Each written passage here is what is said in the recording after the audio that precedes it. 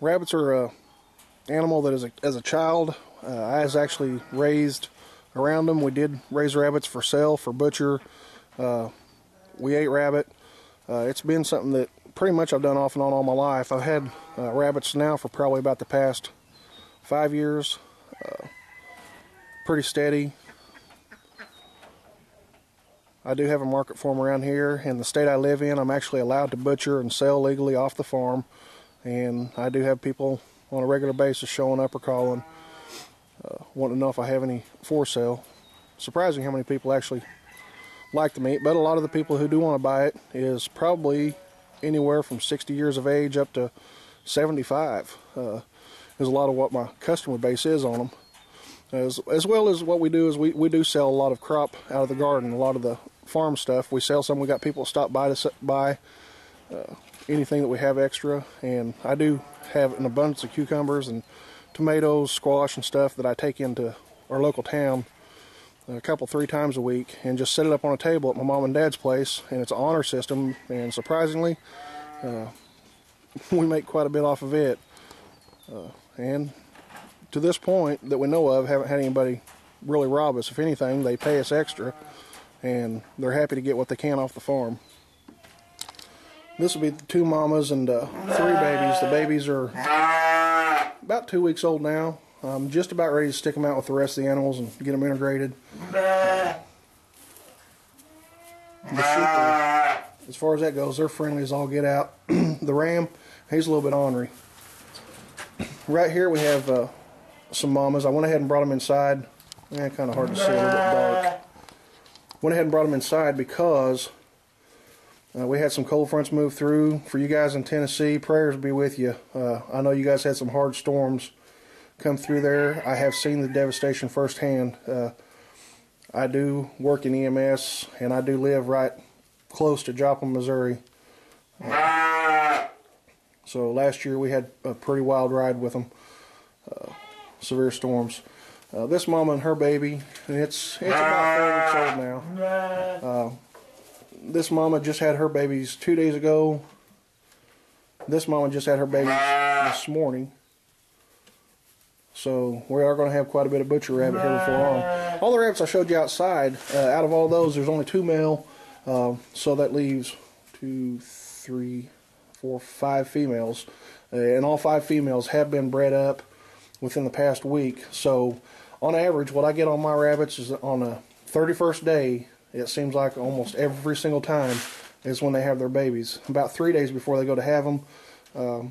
I figured out leaving them outside is the best thing to do. If the dogs get around, the animals bark, we got a lot of coyotes around the area. When they start howling, the rabbits get nervous and they'll actually drop their babies in the cages.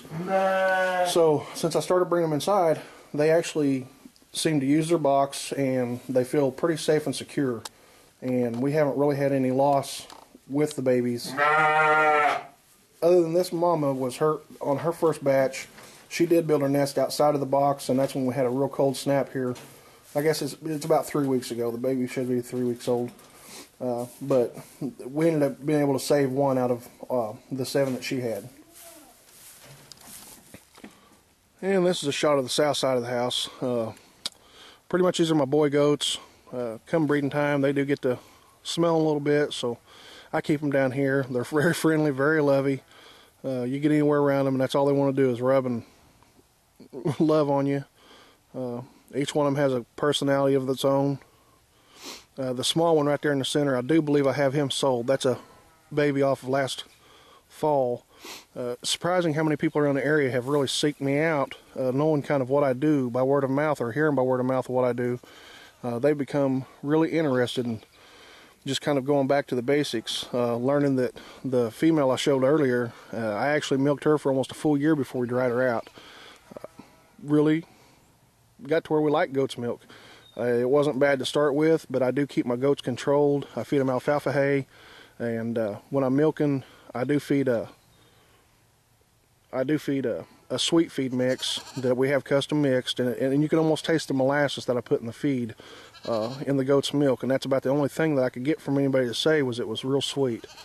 But this is garden spot number 3. That's where I planted my corn last year. Done pretty good for as dry as the situation was. This year I'll probably move my squash back to this location down here. I do have a small creek that runs through the property. It starts at the road there and winds around the pond back over that way. The property goes from this tree line right here, about another, probably 200 yards. I'd say somewhere real close to 200 yards, to where on the other side of that, the next house is a quarter mile or better down the road. There's only 1, 2, 3, 4, 5 houses on this mile section of road, and everybody pretty much watches out for everybody else. We got a real good community around here, and most everybody is basic people. I mean, we do garden, we do can, we do share what we have. It's a neat setup, and you couldn't ask for pretty much what I'm concerned or believe a better location.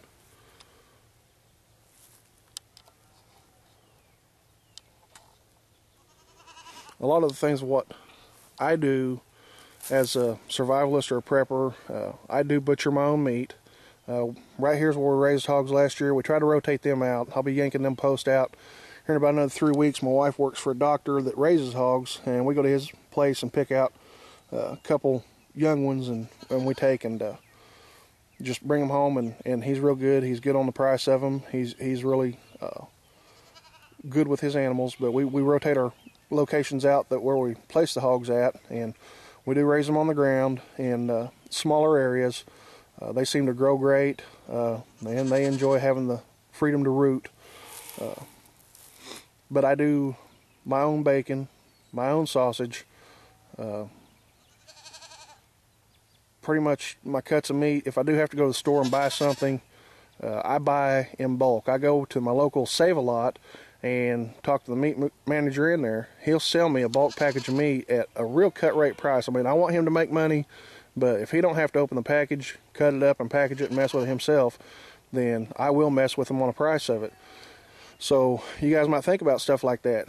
Meat markets will make you awesome deals. Another thing, IGA store I have in town, they don't use their pork trimmings hardly at all. So I can go in there and talk to them guys and tell them I'm fixing to make sausage, I need trimmings, and I can get them for 50 cents a pound or less for the most part. Sometimes they got an overabundance of it. The guy will go in there and he'll load me up 10 pounds worth of scrap and tell me just, you know, free gratis. Of course, I do shop there quite a bit, so I'm sure that they feel that, you know, the money I do spend there, it's kind of a favor type deal. So here's a short shot of my farm anyhow. I hate to keep talking.